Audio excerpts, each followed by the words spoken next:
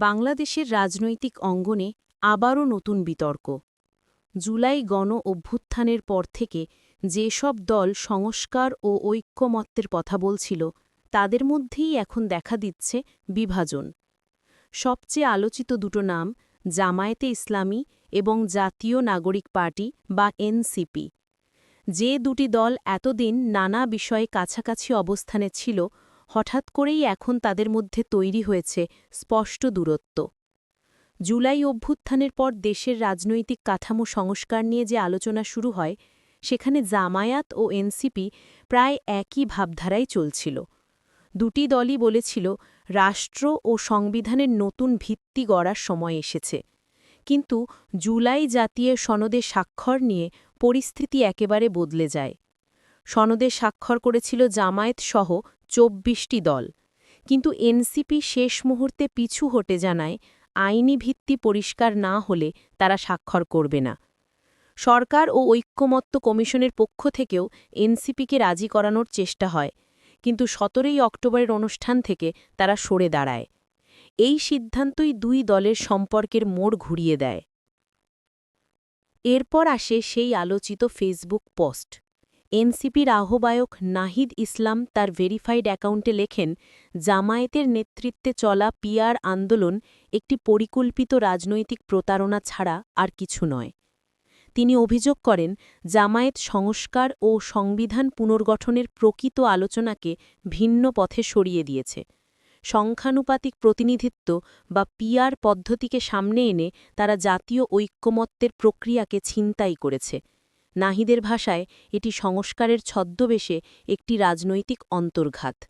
এই পোস্টের পর থেকেই রাজনৈতিক অঙ্গনে তীব্র প্রতিক্রিয়া শুরু হয়, কারণ গত ১ বছরে এনসিপি কখনোই প্রকাশ্যে জামায়াতকে এভাবে সমালোচনা করেনি। কেন এই পরিবর্তন? এনসিপির নীতিনির্ধারণী পর্যায়ের একাধিক সূত্র বলছে, জামায়াতের দিক থেকে এনসিপির তৃণমূল পর্যায়ে অন্তর্ঘাতের চেষ্টা দেখা গেছে। তাদের ভাষায় এটি এক ধরনের বিশ্বাসভঙ্গ বা সেন্স অফ বিট্রেয়াল। এছাড়াও এনসিপির রাজনৈতিক প্রতীক শাপলা নিয়ে বাধা সৃষ্টি করতেও জামায়াতের ভূমিকা আছে বলে অভিযোগ উঠেছে। এনসিপির নেতাদের মতে এটা শুধু প্রতীক নয়, তাদের নিজস্ব রাজনৈতিক চরিত্র নির্মাণের লড়াইও। এই পরিস্থিতিতে নাহিদের পোস্ট অনেকের কাছে কৌশলগত বার্তা যে এনসিপি এখন জামায়াতের ছায়া থেকে বেরিয়ে এসে স্বাধীন অবস্থান নিতে চায়। অবশ্য জামায়াতে ইসলামী এই অভিযোগ অস্বীকার করেছে। দলটির কেন্দ্রীয় প্রচার বিভাগের প্রধান এহসানুল মাহবুব জুদায়ের এক বিবৃতিতে বলেন, নাহিদের বক্তব্য অস্পষ্ট ও বিভ্রান্তিকর। তিনি বলেন, জামায়াতের পিআর আন্দোলনকে প্রতারণা বলা সম্পূর্ণ মিথ্যে ও দুঃখজনক। জামায়াত মনে করছে নাহিদের এই মন্তব্য বিভ্রান্তি ছড়াচ্ছে এবং সংস্কার আলোচনার ইতিবাচক দিককে ক্ষুণ্ণ করছে। জুলাই অভ্যুত্থানের পর বাংলাদেশের রাজনীতিতে যে ঐক্যমত্যের স্বপ্ন দেখা গিয়েছিল, এখন তা নতুন পরীক্ষা দিচ্ছে। একদিকে জামায়াত, যারা সংস্কার আলোচনায় পিআর পদ্ধতির পক্ষে সোচ্চার, অন্যদিকে এনসিপি, যারা এখন সেই পদ্ধতিকেই প্রশ্নবিদ্ধ করছে।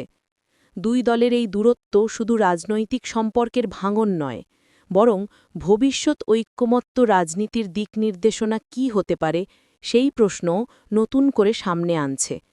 সময়ের সাথে দেখা যাবে এই দ্বন্দ্ব সাময়িক নাকি রাজনীতির আরেক নতুন অধ্যায়।